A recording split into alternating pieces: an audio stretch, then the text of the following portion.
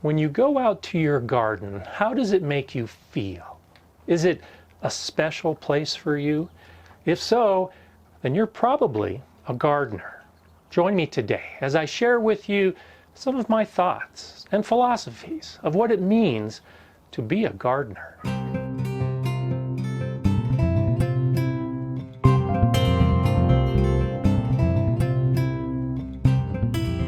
Hi, I'm Gardener Scott, and I consider myself a gardener. That's why I call myself Gardener Scott, because I think there's something special in that.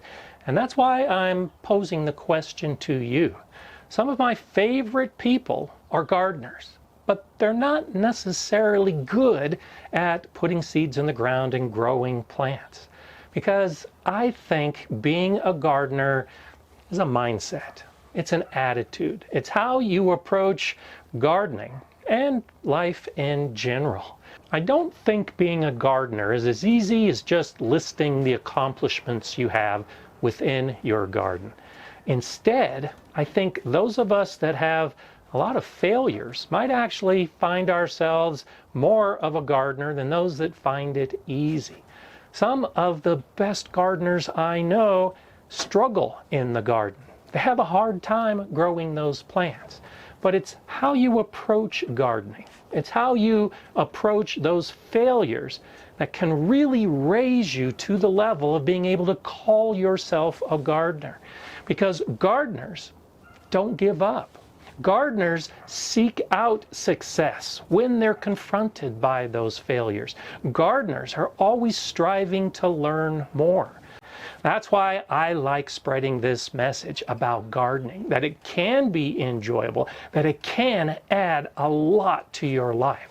There are many different reasons why each of us choose to enter this journey of gardening in the first place. It might be to grow food for our family.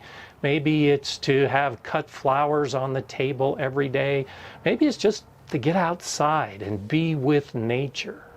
Have a little bit of exercise along the way. Whatever the reason is that we get into gardening, it's really how we choose to garden that can define whether we can call ourselves a gardener or not. You may be wondering why I chose to do a video like this. It's not a how-to video. It's not a why things work in the garden kind of video. It really is a philosophical video. Well, you may not have noticed, some regular viewers might. Every 50th video, I do something like this, and this is my 350th video. And you can watch my videos and learn how to garden, and you can learn why the methods work in the garden. But that only gets you so far. Once you take that information, are you going to move forward with it? And so, this pep talk or this encouragement that I can give in every 50th video is an opportunity for me to share the enjoyment that I have in gardening, why I think it's so special. Every video I end with enjoy gardening, because you really can reach that point. And if you're not enjoying gardening, well, take a step back and observe yourself. What is it you're doing in the garden? If it's always work, if it's always not a pleasure, then maybe you should give it up. But if there's a small piece that you like about gardening, by taking a step back, maybe you can analyze yourself and be the critic of what you're doing so that you can shift a little bit, so that you can modify your behavior and allow it to become enjoyable. And when it becomes enjoyable, well, that's one of the steps in the progress of becoming a gardener and allowing yourself to call yourself a gardener. Don't put yourself down because the plants died. Don't belittle yourself in conversation because you put the wrong plant in the wrong location. We all do that. That's how we learn. Instead, as you're having discussions with your family and your new gardening friends, you can share the information. You can share the lessons that you learned with someone else. That's another step on the journey in becoming a gardener, is recognizing that failure is not a bad thing. It's something that we can share to make ourselves and others better. And I have a lot of those videos where I tell you what went wrong with my video. Being a gardener is having a gardener dog. It's having your grandchildren or your kids out in the garden. It's just sharing what you're doing because it is so special. And if it's special for you, well, sometimes that becomes contagious and it becomes special for others as well. Call yourself a gardener in your first season of gardening. If you've been gardening for a long time, make the point to call yourself a gardener as well. And just by saying to others, I am a gardener, well, now you can start shifting your brain in that direction as well. And you can start recognizing the aspects of gardening and how you approach your time in the garden. And I just think it's that special title that we can give ourselves. Now, I had a career in the United States Air Force and had many ranks, many titles along the way. And I had to earn each of those ranks, and they were bestowed upon me by someone else. Well, you don't have that in gardening. We don't have to wait for someone to bestow the title of gardener upon us. We can do it for ourselves. And that's what I'm hoping you can do in watching this video. You can take the time, you can take the effort, you can take that step to recognize that you like gardening. And there's another step on that journey. If you like what you're doing, keep doing it. And by doing it more and more, it makes you more knowledgeable. It makes you more experienced.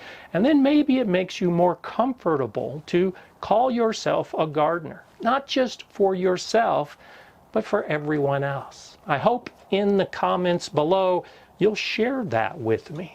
Go ahead and share who you are, why you like gardening, and sign the comment Gardener Jane, Gardener Joe, whatever happens to be. Acknowledgement is an important step. Acknowledge that you can call yourself a gardener and move forward on your journey with that self-satisfaction. And so why do I think this is important? Why do I think a silly title like gardener is something that you should strive to do for yourself? Because gardeners really are special people. I think gardeners overall are happier people. I think gardeners are more willing to give to others. Every gardener I know gives away seeds and gives away extra produce. They're gardeners. They give away their time to kids. They give away themselves because they recognize what they have. That's part of being a gardener. All the gardeners I know are the kind of people that I want to hang around, which is why so many of my friends are gardeners. We can talk to each other. We can communicate because we have a shared background. We have that shared experience. It doesn't matter where you live. We could be living 5,000 miles apart, but we have the same experiences and we can have the same mentality when it comes to our approach to gardening. And even if your approach is different than mine, well, I can learn from you and you can learn from me, and we can see the similarities. Gardeners are similar all around the planet, regardless of what we look like, regardless of what language we speak, we have a commonality. We are global gardeners because we all have the same enjoyment when we go out and get our hands in the soil, or when we see those insects, when we see the birds, when we see all the life around us. I think gardeners soak up that life from nature, from the world, and it makes us stronger people. It makes us better people, which is why it makes it so easy for us to just exude that energy, the gardening energy that we can carry forth into so many other aspects of our lives.